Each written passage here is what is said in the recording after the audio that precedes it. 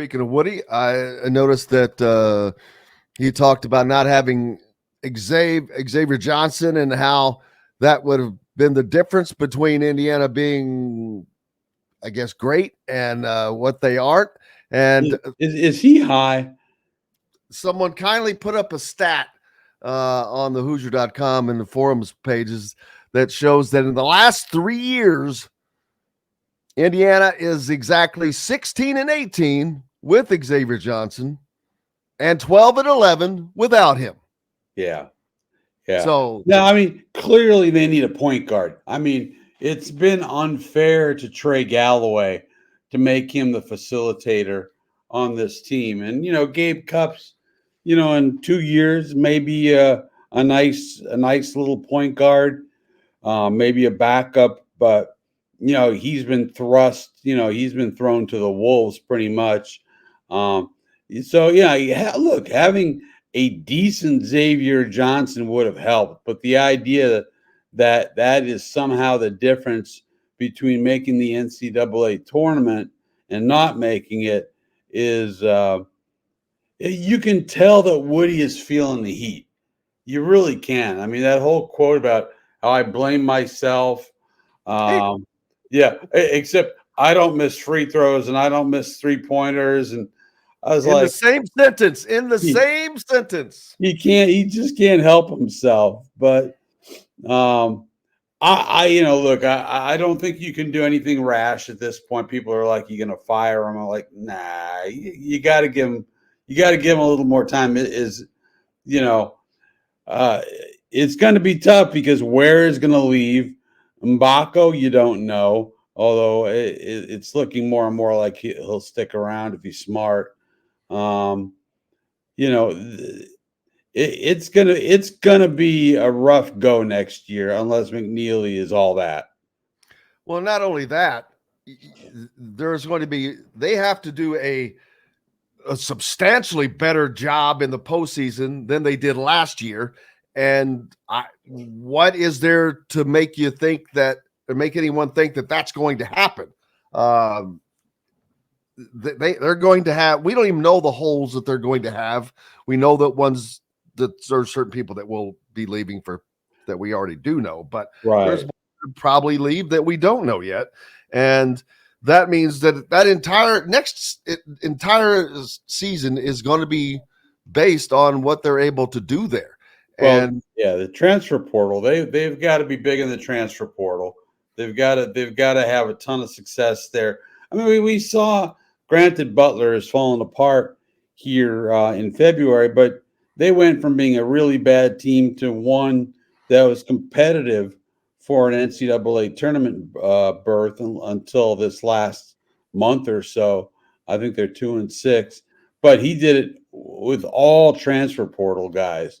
So, there's no excuse, especially if you're Indiana with the money and everything else that you've got. There's no excuse for not being able to turn this thing around quickly. I say that a lot because it's true. If I were an Indiana fan or looking at it from a fan standpoint, my biggest concern would be, okay, so does next year it become a lame duck season for Woody? And if so, that Indiana class of 25 is a really good one. And where would that leave Indiana? You've got guys like Jalen Harrelson and Trent Sisley and those guys that are in that class. And if Indiana has not exactly done a great job of recruiting the state of Indiana. Which is surprising. But yeah, I just don't think, they've gone through so many coaches in the last couple of years. It's funny, by the way, I just read a story about Archie Miller out at Rhode Island, and they hate him. And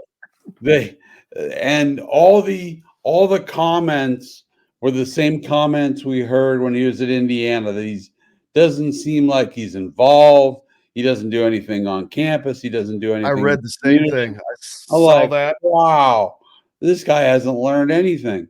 But yeah, no, I think, you got to hold on to Woody for at least let him get through that 25 with that 25 class. I just you can't win. You can't establish any continuity when you're constantly changing coaches the way they have.